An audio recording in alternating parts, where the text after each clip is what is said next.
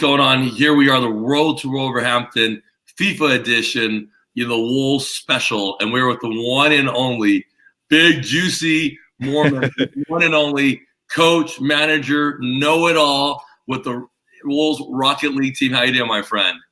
Thank you for having me. I'm doing great. I'm excited, having a little chat about everything, and hopefully it can give you some insights on behind the scenes maybe as well.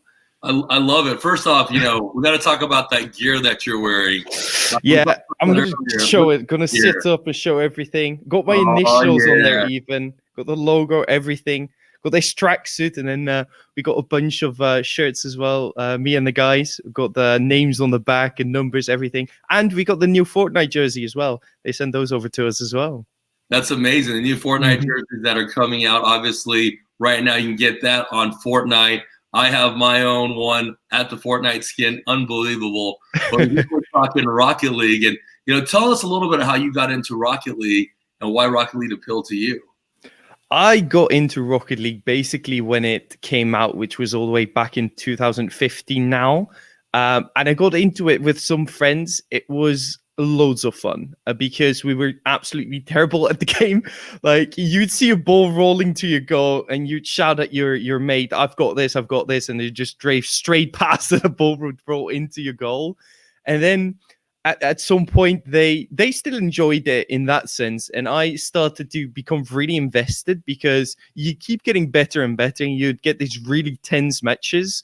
And that's basically when I kept playing. And then because I was so early into Rocket League, it was very easy to grind the ranks because there weren't that many people yet that took it as seriously.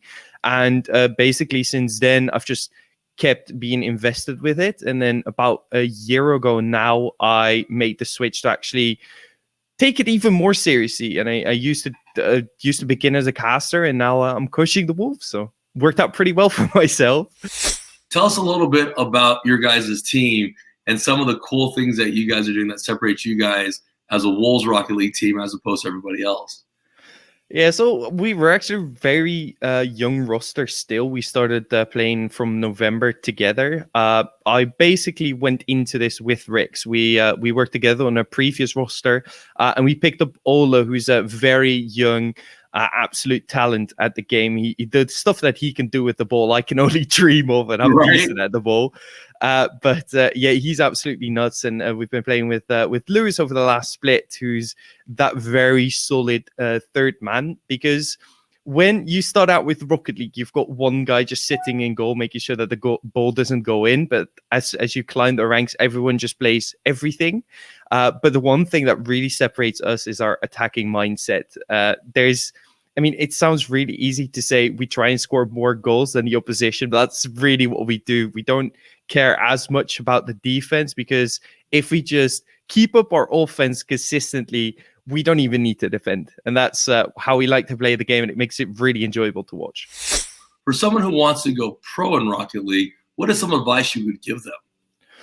Or prepare to invest hours and hours into the game. That's the first thing, because most of the pros have at least 3,000 to, I think the high end are starting to get 10,000 hours in the game now in total.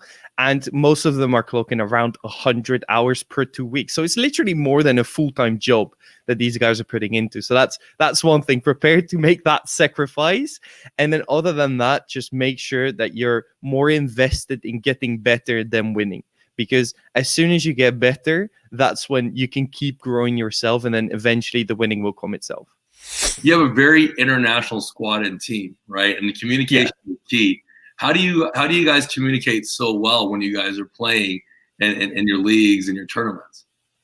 I mean, those calls, it's not even a conversation anymore. It's you use words to describe where you are in the pitch, what the opponent is doing, what you want your teammates to do. And I think it's often the most overlooked part of the entire game, in my opinion, because the way that if you communicate well enough, you're a step ahead of your opposition. If you know what your teammate is doing with the ball and your opponent doesn't, that is one step that you've got over them. And it's very, very tough to do it in a game like Rocket League because it's so fast. The NACL is obviously partnered with the Wolves. We're doing these great, synergies that are coming out there. What do you see from the potential players that will be coming from NACL and what they're doing in Rocket League. What do you see the possibilities are with that? I think literally possibilities are endless, because from my personal experience, from what I've seen, Rocket League is already quite big in Northern American scene.